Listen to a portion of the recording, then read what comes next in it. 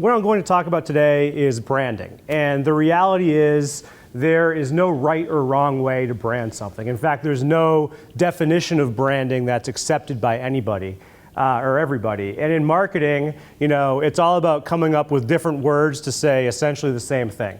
And what I realized very early in my career was, although people were using different words, there were some basic philosophies that were playing through everything that I was seeing that ultimately helped somebody brand something and make it relevant for the audience of today. So what I'm going to do today is share what I've come up with over the years to try to simplify this entire thing. Because if you got a textbook on this or read some book, you would just get very confused. So over the years, I've come up with a way to explain branding and marketing to people in a way that they can tactically and tangibly take it and run with it and do something with it. So before I start, I'm going to give a little bit of my background.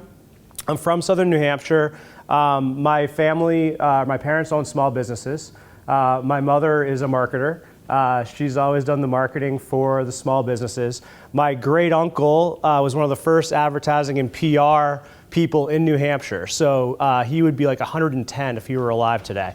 And so growing up, I always observed my mom putting these ads out there and my great uncle talking about this. And early on, they were trying to figure out how to market. It was a sporting goods store. And there are 5 boys in my family. So it was like built-in marketing kind of. But very early they said, hey, Travis, why don't you try to figure out how to market and advertise us? So immediately I put myself in the commercials. So starting when I was probably about 8 years old or so, I became the spokesperson for the sporting goods store.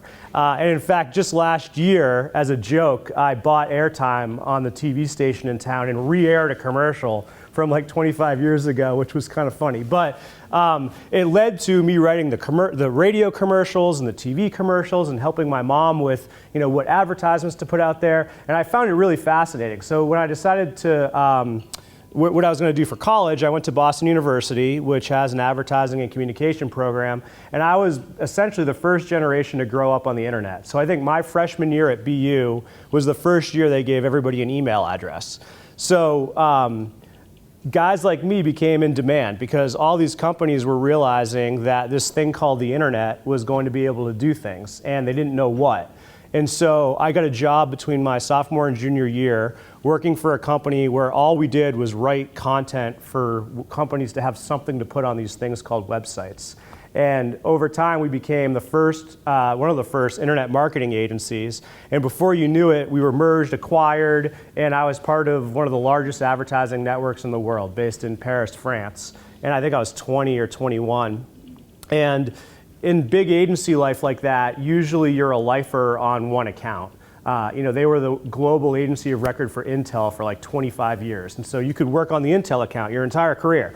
But because I knew about this thing called the internet, they would put me on different clients for short stints to essentially help them figure out their internet strategies. And the thing that was really cool is, I got to run online promotions for Royal Caribbean and loyalty programs for Guinness, and I ran the entire Campbell Soup digital initiative, which had a whole moms program all focused on moms in the kitchen with recipes, and I really just got a crash course in advertising and marketing. And where the big kind of enlightening experience happened is at one time I was on the 2 most opposite projects you could possibly imagine. One was for Intel, and it was what was called the Once Initiative, and that stood for One Net Customer Experience. And because there were no controls over the websites, there ended up being about 4 million static web pages all over the world in different language with different brands, all different things. And so they needed to consolidate that into a data-driven website. At the same time, Richard Branson decided that his next responsibly disruptive industry for Virgin was going to be healthcare. And he wanted to enter the United States and have an incentivized wellness program selling health insurance direct to consumers. The reality is if he were doing that today, he probably would have been 10 times more successful than 10 years ago or whatever when he was trying to do it. But you've got these responsibly disruptive, like British folks and these, blue chip, cubicle farm, Fortune 50 people, and they were the most opposite. And I'm thinking to myself, how am I going to do these 2 projects around the same time? And so I had to quickly start learning from the teams that I was working on. And what I realized is what the leaders on the Intel business were saying was essentially the same stuff that the folks on the Virgin account were saying, but they were using completely different words, completely different ways of explaining it, and were basically spinning it for their audiences. And I thought it was fascinating, and as we started going down these two tracks, I realized we were getting the same result for both organizations, even though they seem so polar opposite. And so when I decided I didn't want to stay, I mean, I could have kept losing my sobriety and my health and my families and all that stuff if I wanted, but I decided I wanted to settle back down, move back to Southern New Hampshire full time. I was going to start my own business, but a 27-year-old big brand digital guy in Southern New Hampshire wanting to play on a bigger level wasn't going to fly. So I found the biggest and best traditional advertising and marketing agency. For those that have been in New Hampshire for a while, it was O'Neill Griffin Bodie, it was Griffin Bodie Krause, it was Griffin York and Krause, which is after I came in. Now we go by GYK Antler, but it's been around since 1975. And it has a history and a heritage. And I recognized that it was going to be much easier for me to take something that already existed and try to turn that into something that I could call my own and ultimately run with that. The key was, and this ties to the topic of today, is I've never worn a tie. You know, I think the last time I wore a tie was maybe at my wedding. I don't shave very often. I don't wear suits very often. I swear a lot. I'm very laid back and casual. Everybody that worked at this agency wore suits and ties, worked with banks and hospitals, did the most traditional kinds of advertising and marketing. So on the surface, we seemed like polar opposites. And so what I realized is I had to figure out how to position, package, and promote this company to ultimately make it relevant for today. And so I'm going to use that company as an example as I go through some of this, but ultimately I want to start talking about how these philosophies that I learned and how doing it with the agency, doing it with clients like Ledyard can ultimately bring this thing to life. So the first thing I guess I would say is the key to marketing is to ready, aim, fire, as opposed to ready, fire, aim. So almost everybody, when they think of marketing, immediately start jumping to tactics. They start saying, I need a website, I need business cards, I need this, I need that. And at the end of the day, all those things are great, and you do need those things. But if you start doing those things, those are all promotional tactics. If you start doing all those things without knowing how to position and appropriately package your organization, then you're essentially wasting a lot of money doing things that aren't necessarily going to work. So you've heard me mentioning these terms a few times. So I'm going to write them down, and this is some of the stuff that if you wanted to take any notes or anything, that would be helpful. So positioning, packaging, and then promotion these are not words I've made up. These are none of the ideas I'm sharing today can I take full credit for. This is just my attempt at simplifying all the different things I've heard over the years and putting it into a digestible format. So there are 9 things that I'm going to speak about today that fit into these 3 categories, that if you did those 9 things, then you would much more effectively market your businesses and drive the return and the result that you're ultimately looking for. So when we talk about positioning is this kind of strange, ethereal idea. Positioning is really more about strategy. In many cases, your positioning and how you're thinking about your organization is not necessarily something you would share externally. It's something that you might use to use as a filter or a lens for anything you're thinking of. But ultimately, the best way to think about positioning is what makes you genuine, what makes you different, and what makes you appealing, okay?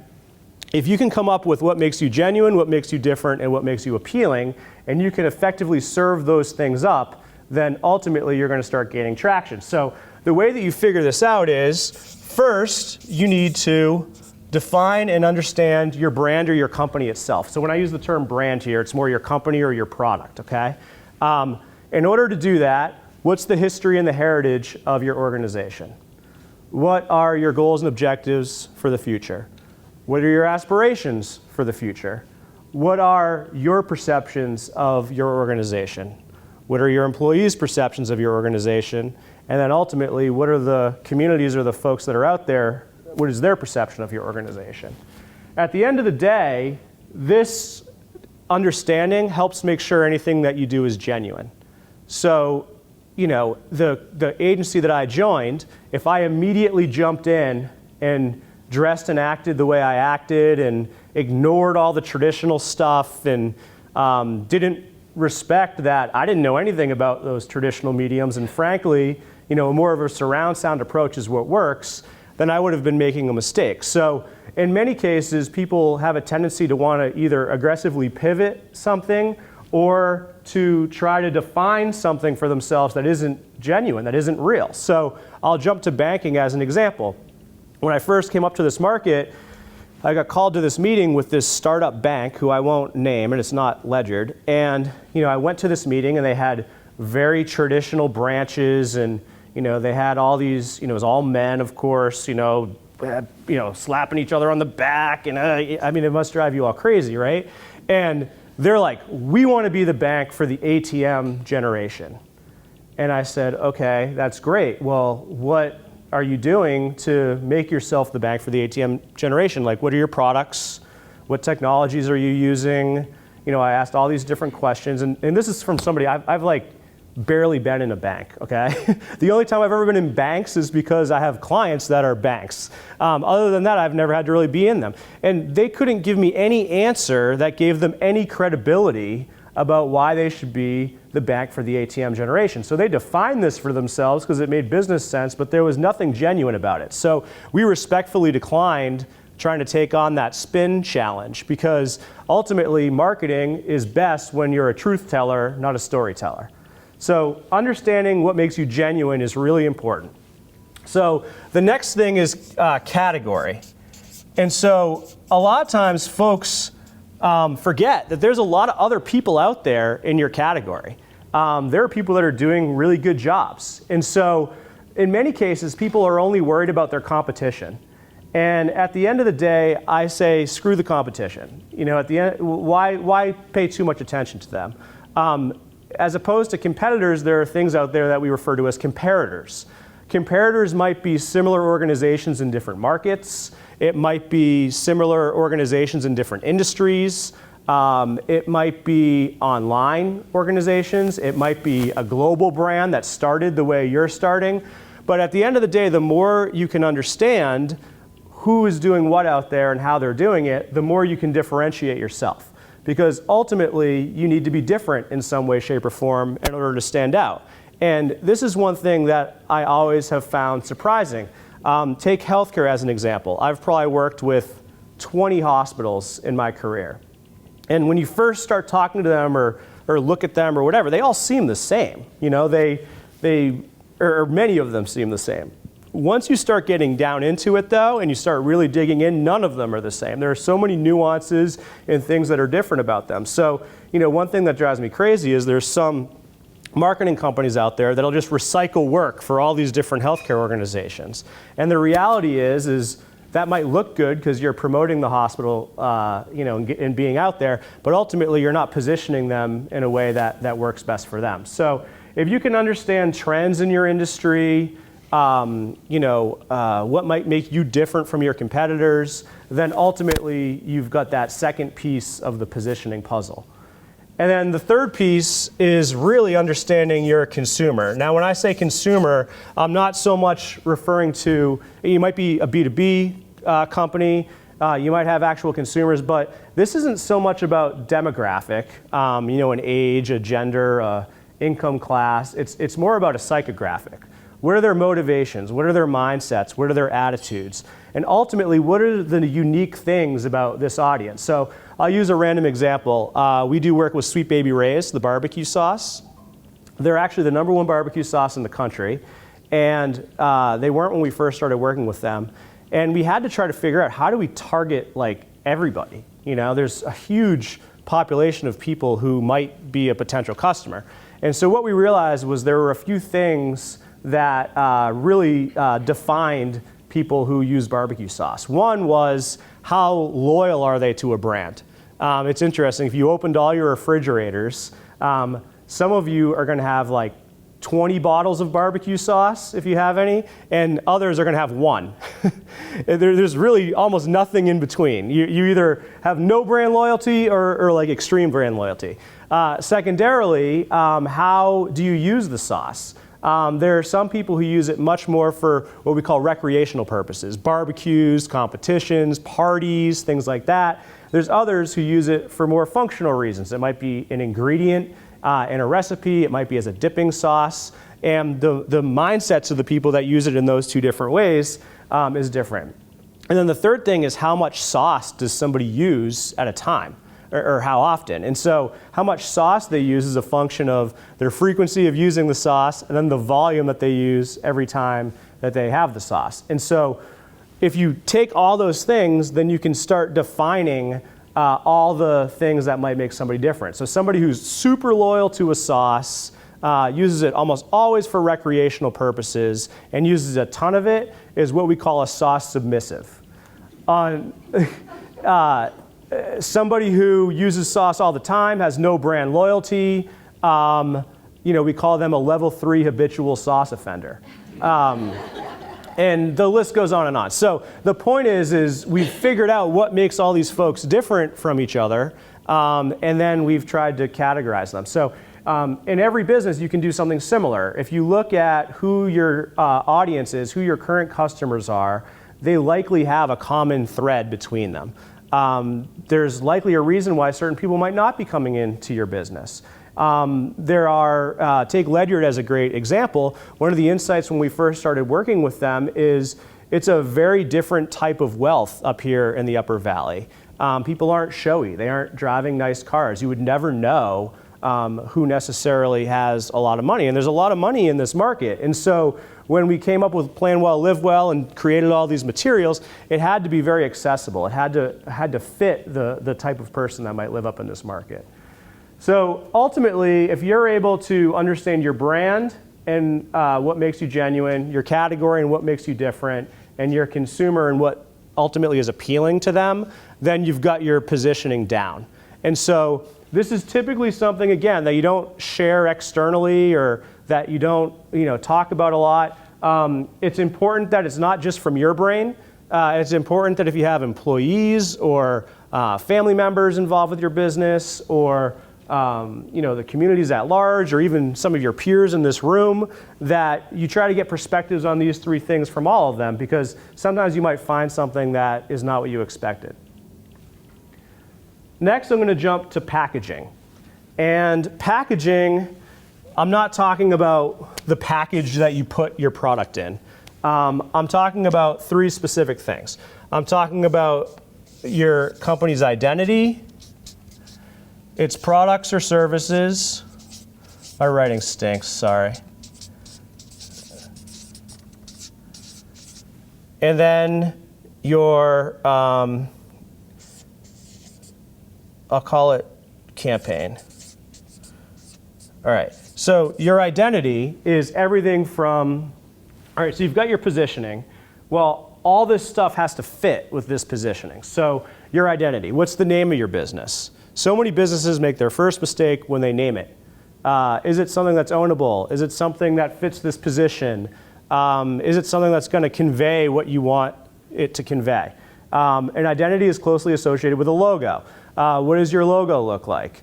Your identity then spreads out into what color palette do you use? What is your tone and style? If you were at a cocktail party, how would you explain what you do? Very quickly, very simply. All those things kind of tie into who you are and what you're all about. It's kind of like what you dress like or what you look like. Those are important things, and they all have to fit with what it is you're talking about. So if you're a higher end boutique, but you're using clip art in your logo, it's not going to resonate well. Colors mean different things. We wouldn't have Ledyard be red because that connotes bad. So they have this nice gold and green and deep green. Those are all for very specific reasons. So that identity is really important to think about, and in some cases it's the easiest thing to kind of fix or evolve. The products and services that you offer. I mentioned the ATM generation bank earlier. If they had had the products and services to fulfill that positioning, then it would have been something that could have been successful. So it's surprising when you really define some of these things, what kind of filter it gives you for products or services. So if you're a jewelry store, and I know there's a jewelry store in here, the kind of jewelry you carry, the brands you might carry, the price point on those brands, how they're merchandised, all says something about your store in the same way, and it says something about you in the same way that those products do. So if you understand your position, it gives you a really easy filter to start using. Yes, I'm going to carry that brand. No, I'm not going to carry that brand. Boy, I really need to make sure I have these things in here. Boy, I really need to make sure I go heavier on bracelets as opposed to belt buckles. I'm making this stuff up. But anyway, you can imagine for all the different kinds of businesses, the kinds of products and services and how they actually relate to the positioning can make a huge impact over time. And then I'm using the term campaign. I could use concept or other things, but at the end of the day, this stuff is all foundational, but we need to be in a position to promote all these things to the world. We need to put the stuff out there in a way that people can rally around and get excited about. So in the Ledyard world, the campaign was all about plan well, live well. And there are not a lot of banks. Keep in mind, banks are typically very transactional, arm's length relationship. You've got a unique dynamic where you've got the big national players, and then you have the much smaller community banks, a few mid-sized players in between. The idea of plan well, live well was really to say we're much more about a relationship. We have a wealth management offering, which is not typical with banks. We think more holistically about your life, and the fact that the whole point of planning and thinking about your finances is so that you can ultimately enjoy your life and enjoy that boat on the lake and all these different things that you might enjoy that aren't materialistic so much, but up in this market might be really lifestyle oriented. So Plan Well, Live Well became our campaign, and that thing that the internal audience could rally around and ultimately the external audience could rally around, that all tied back to all these different things. So it could be a positioning line or a tagline. It could be a campaign idea, a marketing idea that you might put out there into the world. It might be any kind of mantra that you might stand behind that ultimately allows this to be put out there into the world. So for the agency, what we did with these things is our campaign at first was all around this idea of creativity only smarter. And the idea there is that there's a million agencies that can draw pretty pictures or come up with snappy sentences or headlines, but ultimately really diving into all this stuff and understanding, what makes you genuine, different, and appealing, and understanding, having a seat at the table with the board and with the investors and with the CEOs of the companies would ultimately allow us to have our marketing be more successful, form a tighter relationship, and differentiate us from the agencies that are just focused on the creative side.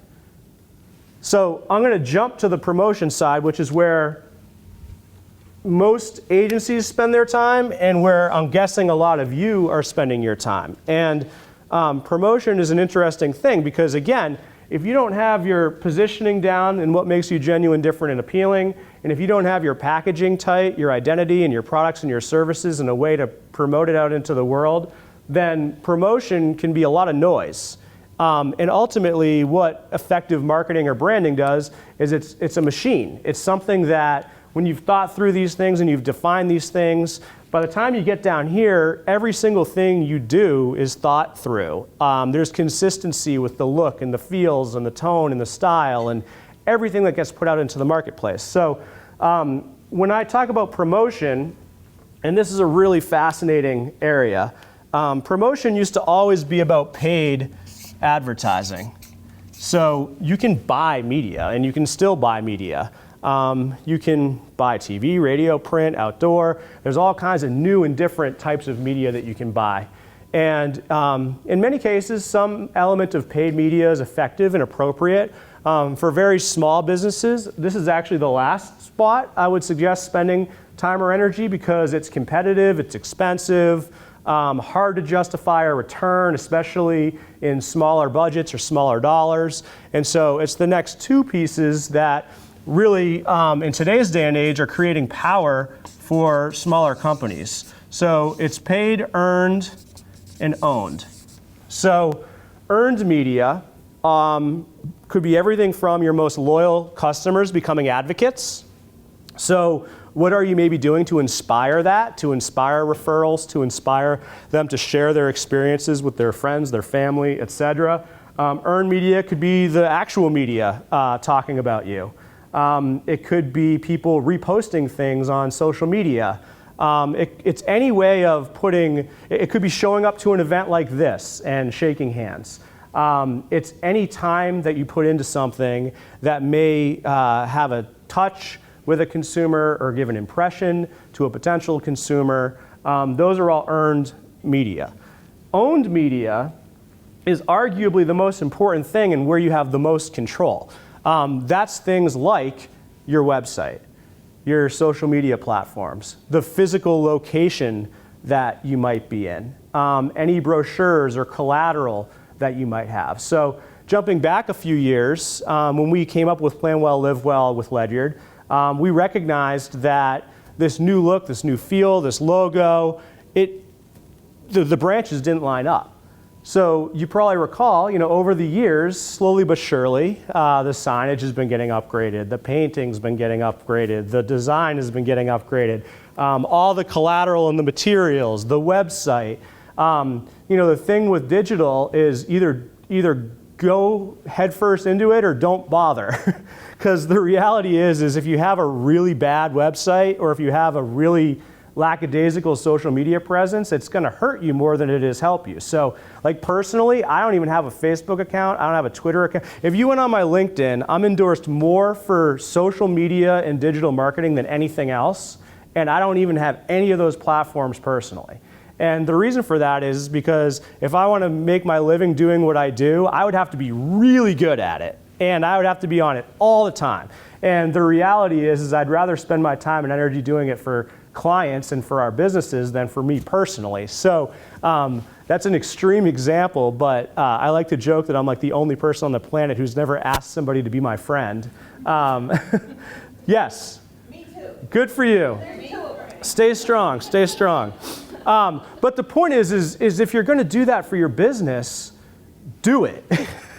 Because kind of doing it just gives a bad impression. For folks that are really engaged and involved with those types of things, if they see that the last time you posted something was months ago or you haven't even been really paying attention to it, then it's a poor reflection on your business. And so my recommendation to any client, new mediums are coming out all the time. Now we're into Vine and Instagram and Snapchat and all these different things. And it's like, okay, there are certain brands like a Sweet Baby Ray's who we can justify experimenting with and being a little wild and crazy with. There's others where it's like, all right, if you're going to do that, you have to be prepared for the type of audience that's in that space, the way you have to effectively communicate in that space. And if you're going to go in and try it, in order to live up to the expectation of what you've created as a brand, you have to really do it.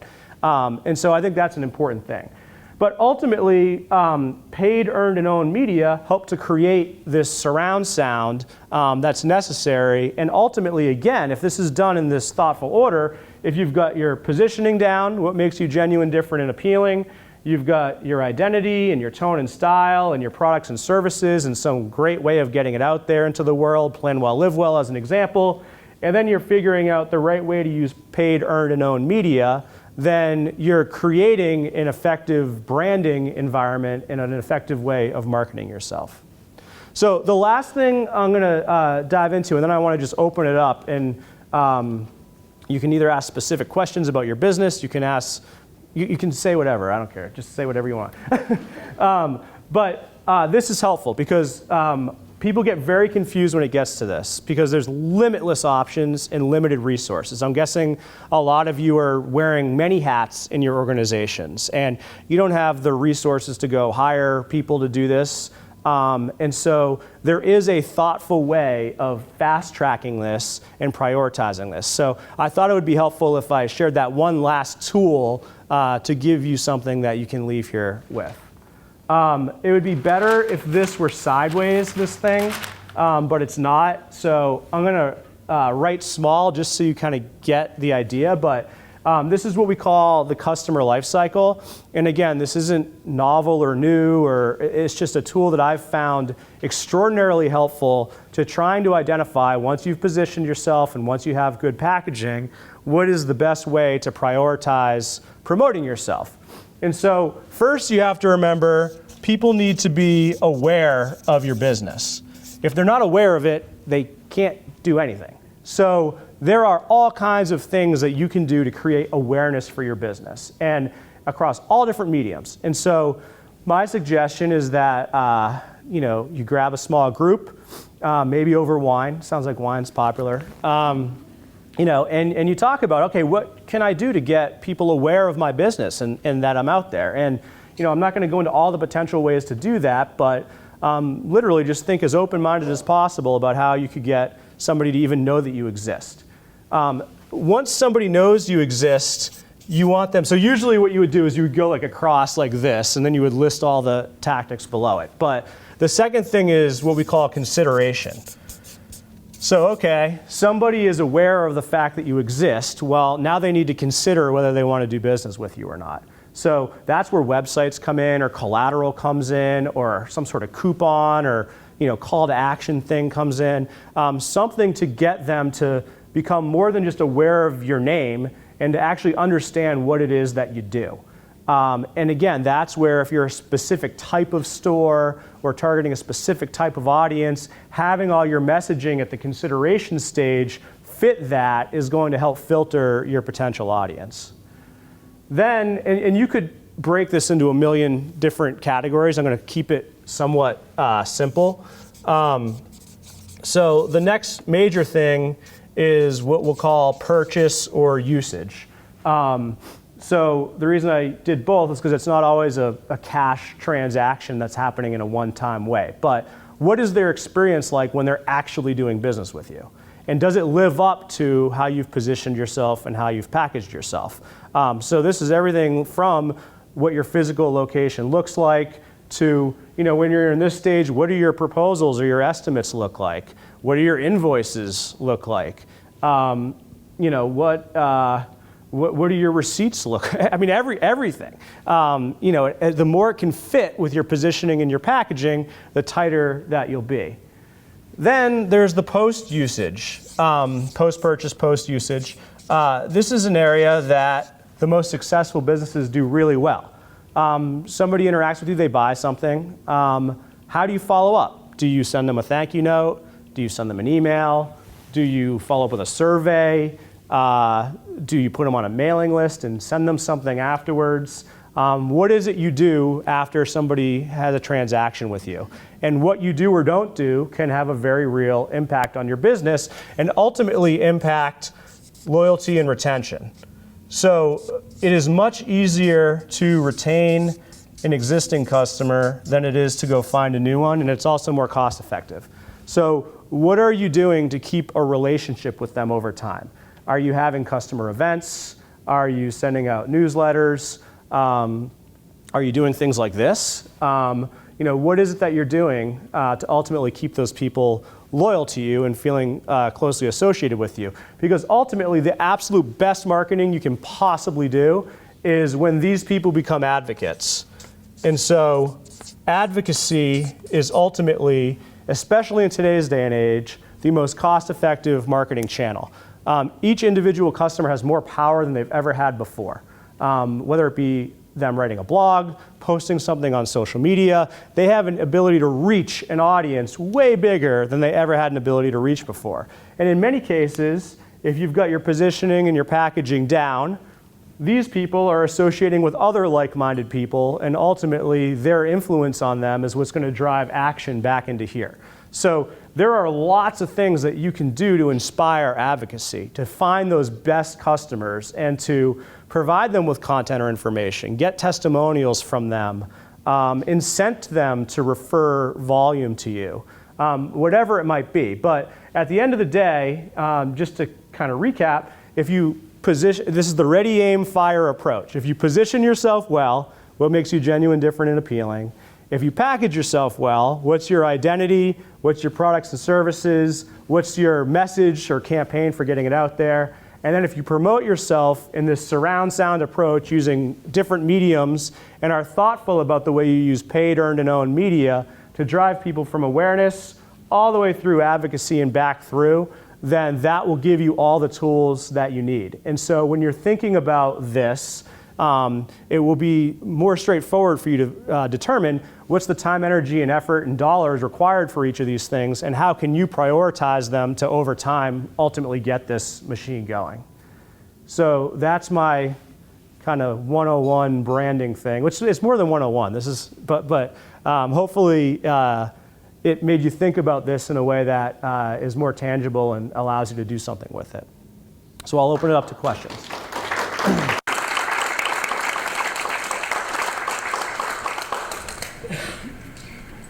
Yes? What would you say is a good frequency for Facebook posts? Different for every business, really. I mean, as much as people, I would test it because it's really about engagement on Facebook. The more you can be posting things and actually having people pay attention and not getting them drowned out, the better. But you don't want to overdo it either. So it totally depends. Like some companies and brands, people are clamoring for the information so much that they can get away with daily or even multiple times a day posts. Others, it all comes down, the easiest way, what kind of business do you have? It's a jewelry store. Jewelry store. So the easiest way to think about it, I guess, is the perceived value on the other end. So if you're constantly like hawking jewelry, then you probably would post a lot less than if you were posting pictures of, somebody looking really cool or, so when we think about content on social, we categorize it into different buckets and determine what is more salesy versus what is more content or information and having some intrinsic value. And you can typically get away a lot more with posting those latter ones than the more sales ones. So, I mean, you could easily, like if you posted a picture a day of somebody rocking cool jewelry or something, then people would love that. But if it appeared too self-serving, then they'd get annoyed pretty quick. So there's no right answer, unfortunately. Yes? Could you talk about how you'd alter things for this seasonal business? I grow fruits and nuts, so they're really only several months a year where I have a product to distribute, and wondering whether I should go quiet in the off season because there's nothing actually for them to get, but then I have to re-energize them come spring. So I'm just curious if you've dealt with something like that. Yeah, I would guess even though there is nothing tangible for them to get, there are all kinds of interesting things that you are doing to prepare them so that they have something to get later. So I think if you could turn some of that work that you do in the off season and some of the things that happen into the off season into compelling content, almost let them into your world a little bit so that they know that even though they're not getting your product right now, you're still thinking about them and you're still preparing things. And I think sometimes people think marketing always has to have a direct sales component to it, and really you want to be building this relationship with them and having them be advocates. So if you can put stuff out there that they might find a little bit more entertaining or even interesting or educational or any of those types of things, then you can at least keep yourself top of mind, give them some stuff they can share, talk about, and then by the time you come back around with your product, you've got some momentum, yeah. I'm asking more as a consumer than a business owner. What's the best way for a business owner to find out why someone isn't purchasing or using their product?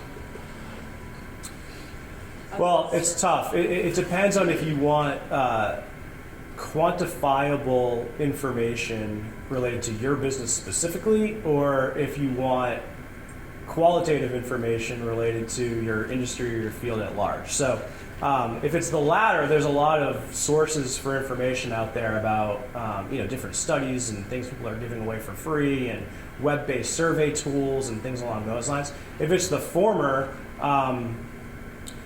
some sort of informal asking of people, I think, is the real only way you can do that. And I would go old school with it. I mean, if you could go to an event or go to a place, or depending on the geographic location or the type of business or whatever, somehow in a thoughtful way tap those people and just ask directly, that's the best way to do it.